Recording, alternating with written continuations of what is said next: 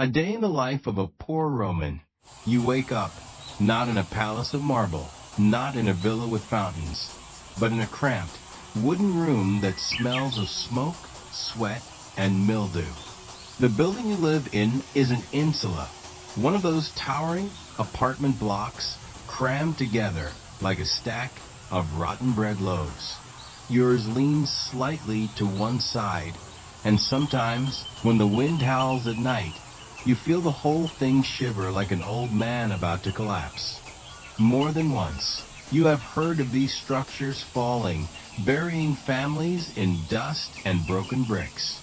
And yet here you are alive, pressed against dozens of neighbors who snore, cough, cry, argue, and bang pots before dawn. Survival in Rome begins with noise. This morning, the first thing you feel is a drip, cold water leaking from the ceiling above, where your upstairs neighbor dumps his wash bucket without a thought. You wipe your forehead, muttering a curse under your breath, and push yourself upright from the straw mat you call a bed. The straw is half-molded, itchy against your skin. You scratch your arm, glance around at the dark interior, a cracked wall, a clay jar with yesterday's stale bread, and the faint squeak of a rat's claws disappearing into a corner. The rat is fat, and you know why. Rats eat better than you. Outside your door, the hallway is already alive. Someone is shouting. An old woman demanding her son bring water from the fountain. A baby screams, its voice cutting through the thin, wooden walls like a knife. Someone downstairs bangs a door, followed by a heated exchange. Stop dumping slop in the stairwell. Shut your mouth. At least I don't piss in pots. Such is the soundtrack of Rome before sunrise. You descend the shaky stairs carefully. The boards creak, and one of them has a hole big enough for your foot to slip through. Down in the courtyard, a foul stench rises from a pile of waste thrown out by residents who are too lazy to carry it further. Flies buzz thick, black clouds around it. You pull your tunic tighter around your shoulders and push past. Hunger gnaws at you. Your stomach growls, but you've grown used to it. Food, like mercy, is scarce for the poor dead on the street. The city wakes. The narrow alley opens into a wider lane where carts rumble and hooves clatter. The air is thick with a smell of baking bread from a nearby stall, but also piss, manure, and the sour stink of fish guts. You glance toward the fountain. Already a crowd of women and children jostles for water. You join the line, clay jug in hand. A boy no older than 10 sneaks by, dipping his hand into pockets with the sly grace of a cat. Someone catches him, and a slap rings out. The boy vanishes, darting into the crowd like smoke. Everyone knows him, but no one stops him. Rome breeds thieves the way bakers breed loaves. That by the time you carry your water home, the sun has risen above the tiled rooftops. The city glows golden, but beauty here is a trick of distance.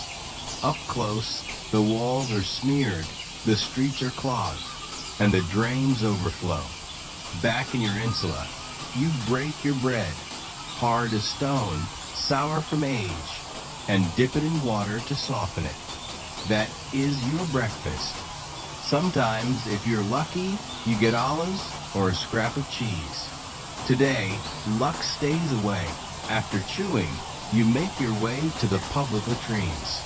Private toilets are luxuries of the wealthy.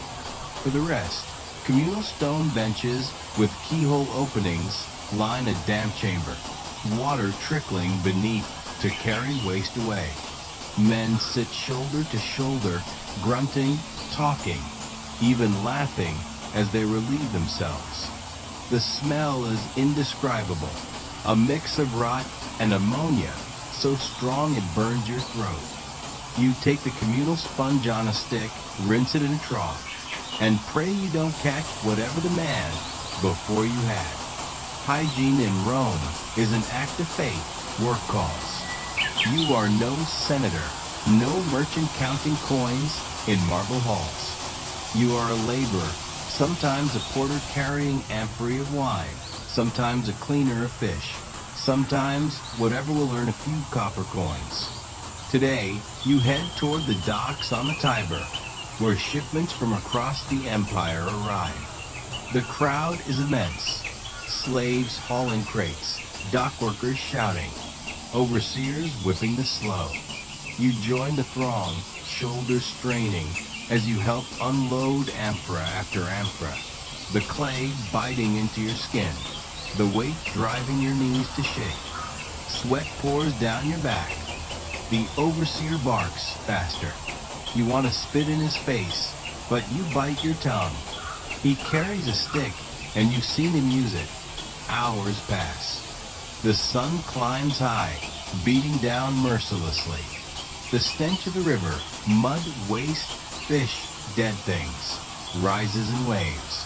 Your arms ache, your hands blister. By noon, your head spins from exhaustion. You are paid a single coin, not enough for meat, barely enough for a crust and a watered cup of wine. But it is life. You spend your midday meal in the market. Stalls stretch in rows, vendors shouting like crows. Fresh bread, salted fish, figs, garum, the infamous fermented fish sauce whose stink could gag a god. You have little to spend, so you buy a stale roll and a cup of thin wine, watered down to the point of mockery. You chew slowly, imagining it is roasted pork. A dog scampers by, rib cage showing, teeth flashing as it gnaws a bone. You know the feeling.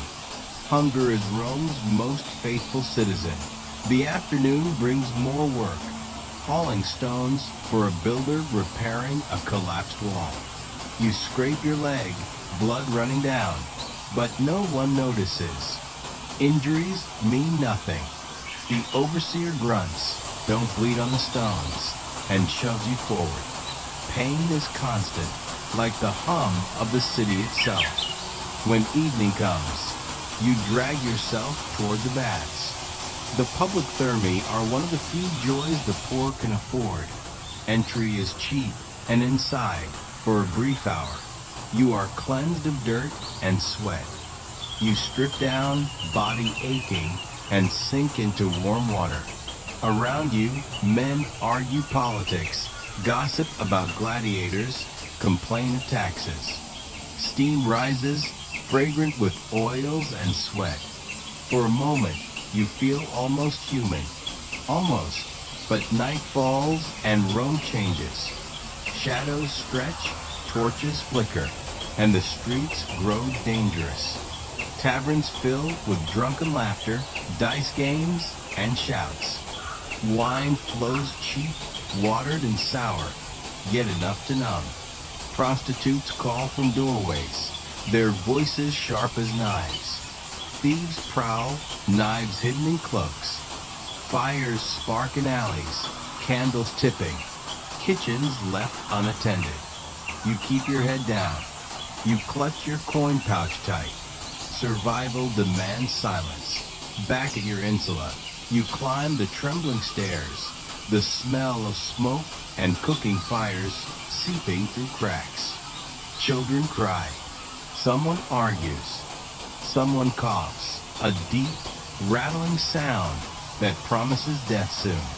You close your door, sit on your straw, and eat the last scrap of bread. Darkness wraps the room. You think of tomorrow. It will be the same. Hunger, noise, stink, sweat, fear. But you are alive. And in Rome, for the poor, being alive at the end of the day is the greatest triumph of all.